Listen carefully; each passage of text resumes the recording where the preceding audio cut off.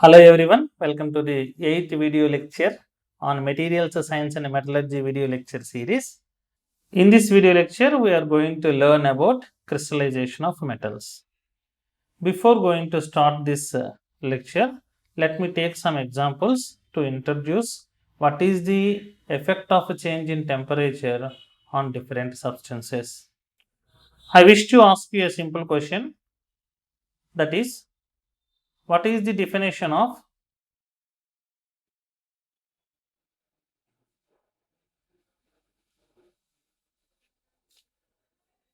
standard state of a compound? What is the definition of standard state of a compound? Suppose if I ask you a question that what is the state of water?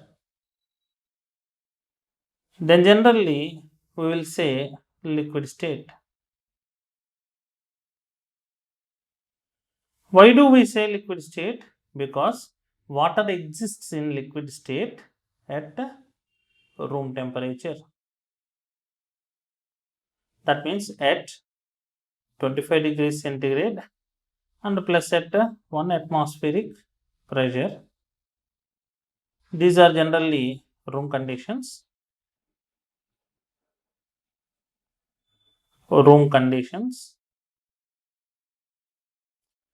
So at these conditions, generally water exists in liquid state.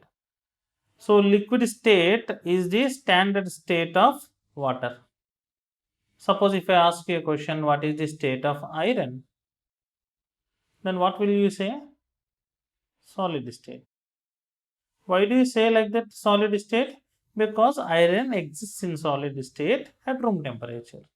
So standard state of a compound is nothing but the state of that compound at room conditions. Is it clear? I'll show you some pictures. What it is? Yes, it is iron. In which state it is? Solid state. At what? At room conditions. Or simply we can say that at room temperature it is in solid state. What it is? This is copper. Then what is the standard state of copper? Yes, it is also solid state. Is that clear? Okay. Suppose if it is the solid state of this iron, can we change the state of this iron to liquid? Yes, of course. If you increase the temperature of this iron above 1600 degrees centigrade, I am giving a rough temperature. Actually, it is 1536 degrees centigrade or 1556 degrees centigrade. Just let us take a rough idea. Suppose if you increase the temperature of this iron more than 1600 degrees centigrade, then you will find a liquid state.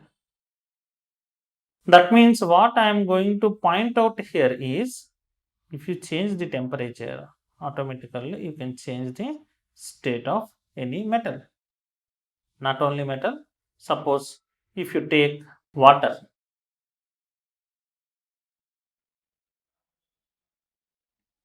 Okay, according to me, water is an amazing thing present on this earth, created by nature. Why I am saying this? Suppose if you take water, how can you get water? H2 plus O2 gives H2O. This is the way in which you can form water. Suppose if you take this H2, it is highly inflammable.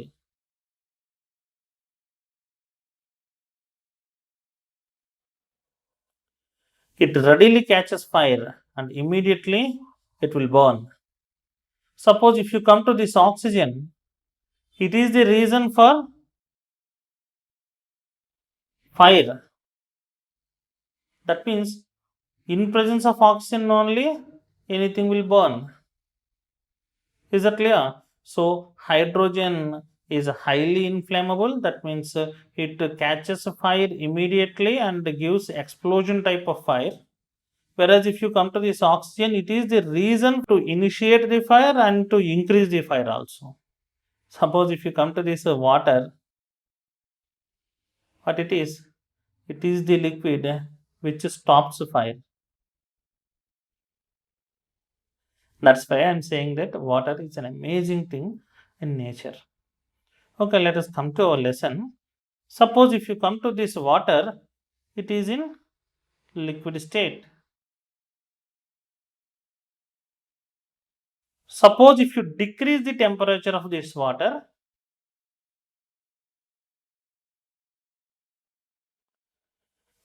below 0 degrees centigrade, what will you get? Yes, no doubt, you will get ice. As this is ice, it is in solid state. If you take an ice cube of a great thickness, you cannot even break it with a hammer. You please see here. So though you apply high pressure here with this hammer, you cannot break this ice. So by changing the state of water, you automatically increase its strength. So substances are dependent on temperature. By changing the temperature, you can change the strength of substances. With that strength of ice, you can even build houses. That means igloos. Suppose if you take water and if you boiled it, then what happens here? Vapors will come out. That means steam will come out. What is the state of this steam?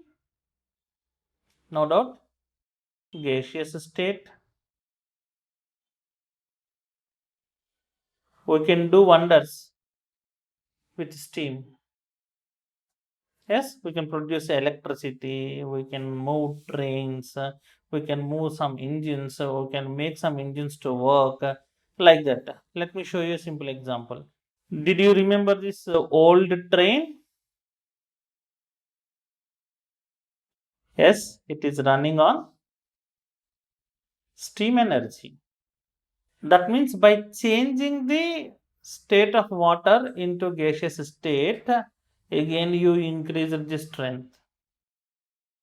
Is that clear? Finally, what I want to tell you is, if you change temperature of any substance,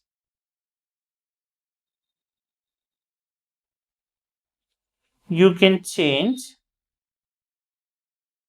its physical state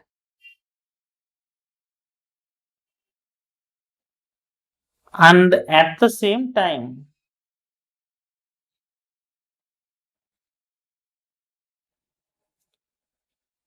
you can change strength also.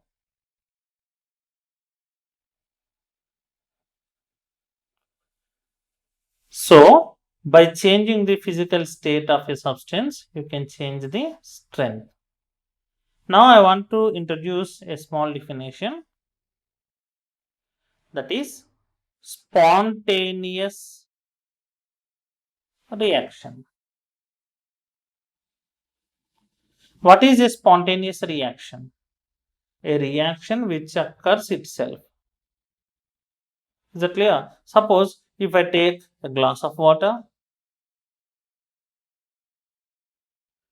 at room temperature and I heated this water,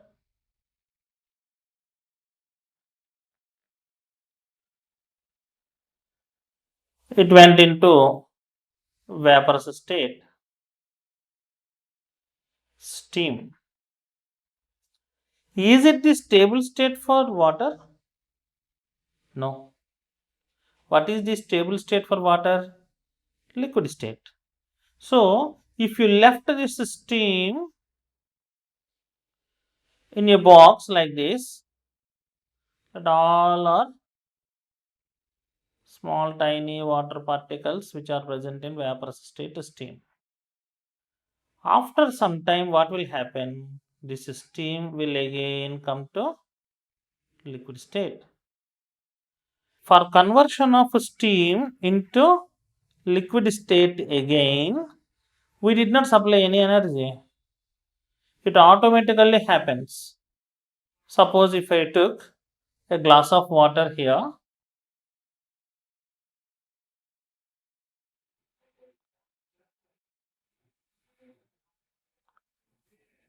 let this is glass of water. Okay, now I cooled this one below 0 degrees centigrade.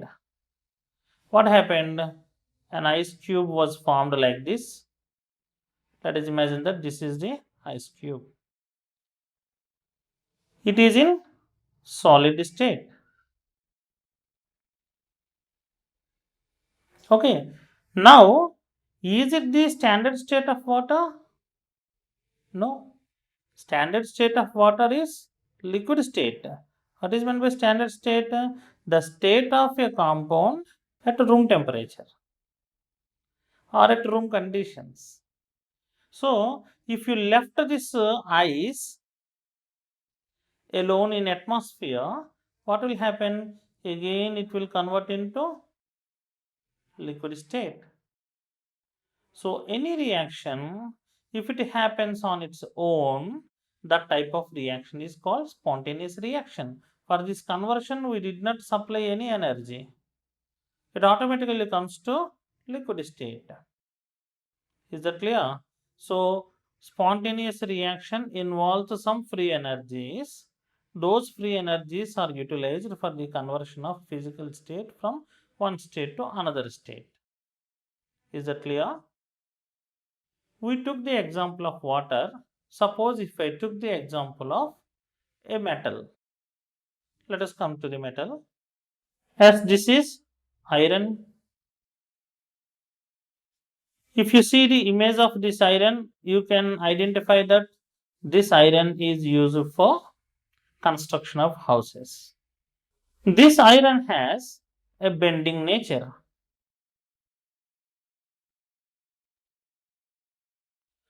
At some places, we need brittle iron. At some places, we need tough iron. So, there are different type of irons. Then, what is the reason for different properties of same iron material? If you want to know that, you have to go into the microstructure of those materials.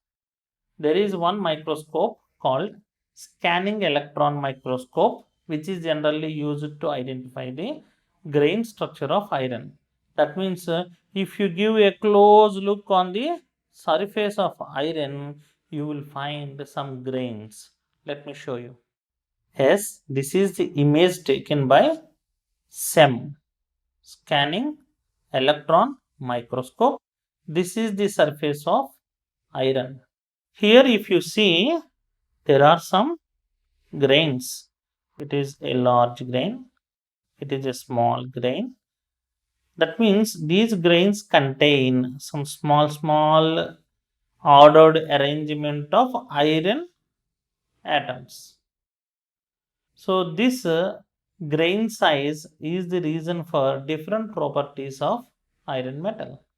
Suppose if you find very small grains, then it will have good strength. If you find this type of large grains all over the metal, then those grains are called coarse grains or big grains.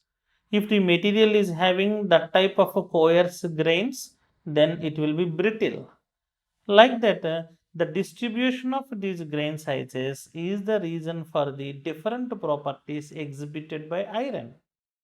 Not only iron, all other metals which are present in solid state at room temperature and their properties mainly depend on distribution of grains. If they contain fine grains, then they have good strength. If they contain coarse grains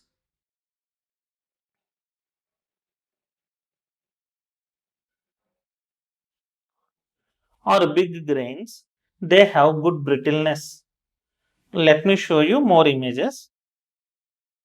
You please see the same micrograph of different grain sizes of iron. So if you see here, it is having column like grains, which are called columnar grains.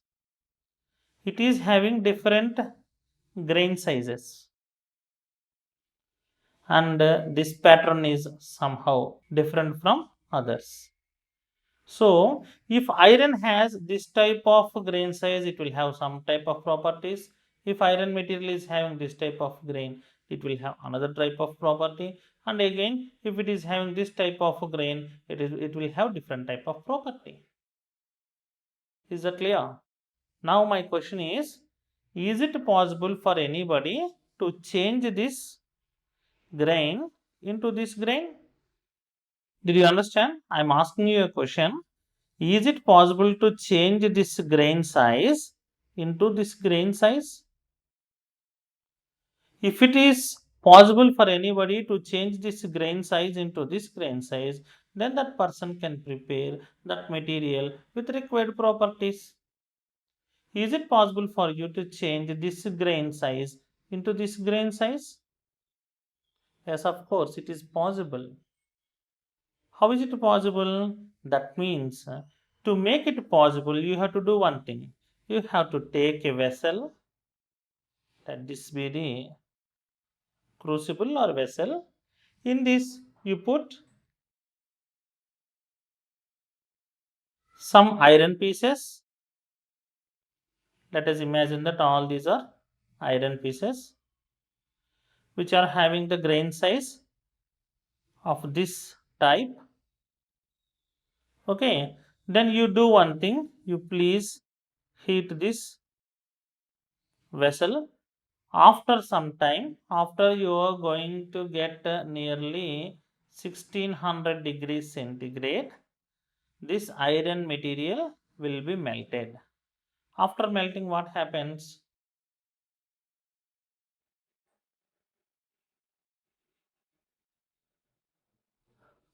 You will find liquid iron in red hot condition. So let us imagine that this is the liquid iron. That means iron pieces were melted and converted into liquid state. Now you have to cool this molten iron in a programmed way. That means you have to slowly cool this iron. Whenever cooling starts, the iron particles present in the liquid state will convert into again solid state as a spontaneous reaction. So during that procedure, it will solidify again. When it solidifies again, if you observe and if you use some engineering techniques, then you can prepare that iron material with this grain size. Is that clear? The process of conversion of liquid metal into a solid metal is called solidification.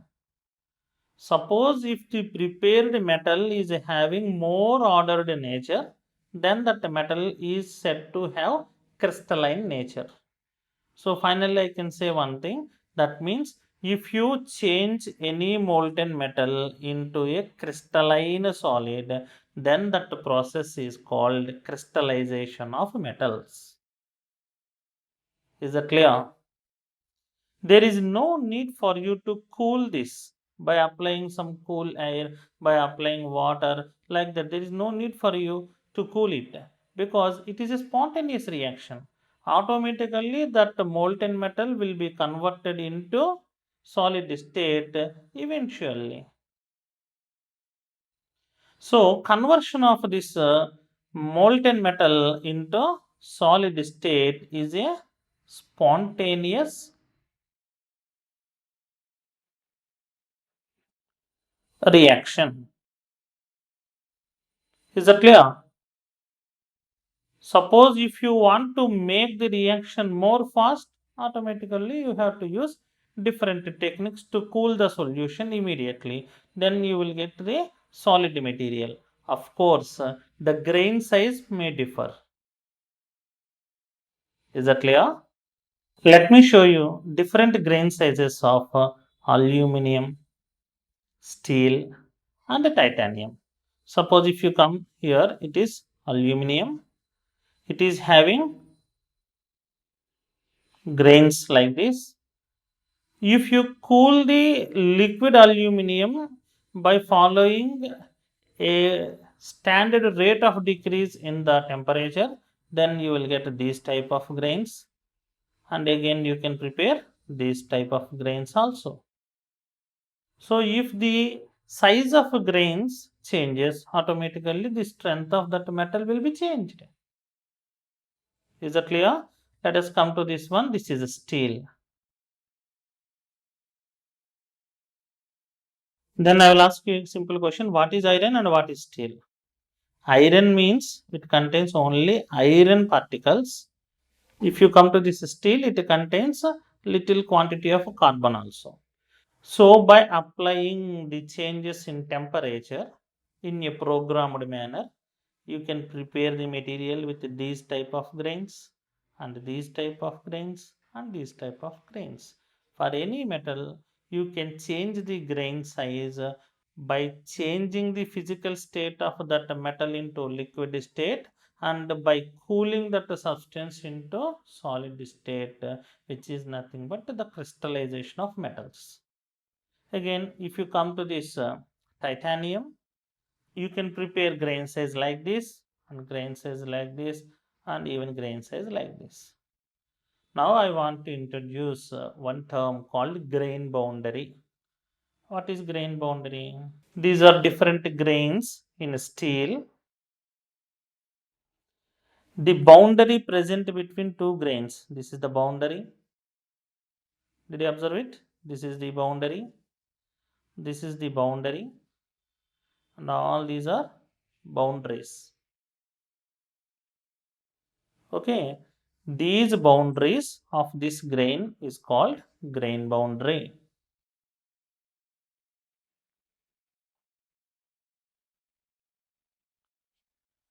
Is that clear?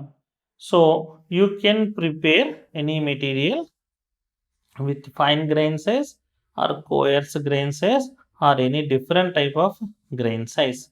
There are many number of grains which we will discuss in the coming video lectures. Now let us come to our notes. Please observe.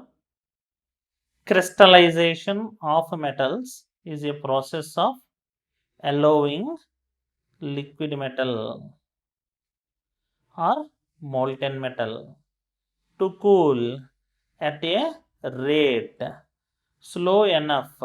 Slow enough means if you cool it very slowly, then only you will find crystals. If not, you cannot form crystals, just you can solidify it. So crystal means what? It is having ordered nature. That means suppose if it is the first grain, the second grain must also be like this. Third grain must also be like this. All must be same. So if you cool it very slowly or infinitesimally slowly, then you can prepare the material with the equiaxed grains or with nearly equal grains. So I wrote here crystallization. Crystallization of a metal is a process of allowing liquid metal or molten metal to cool at a rate slow enough to make crystals. Is that clear? Crystallization will produce stable, long range order of atoms or molecules. Crystallization, the word itself implies that it is having ordered nature. Okay, formation of crystals from a liquid metal or alloy happens in two stages. There are two stages in the formation of a crystal. The first stage is nucleation, and the next stage is growth of that nuclei or growth of that nucleus. Is that clear? So there are two types of mechanisms involved in the formation of a crystal from molten metal. One is a nucleation, and the second one is growth of nucleus. We will discuss this mechanism in the coming video lecture. Thanks for watching till the end. Thank you very much.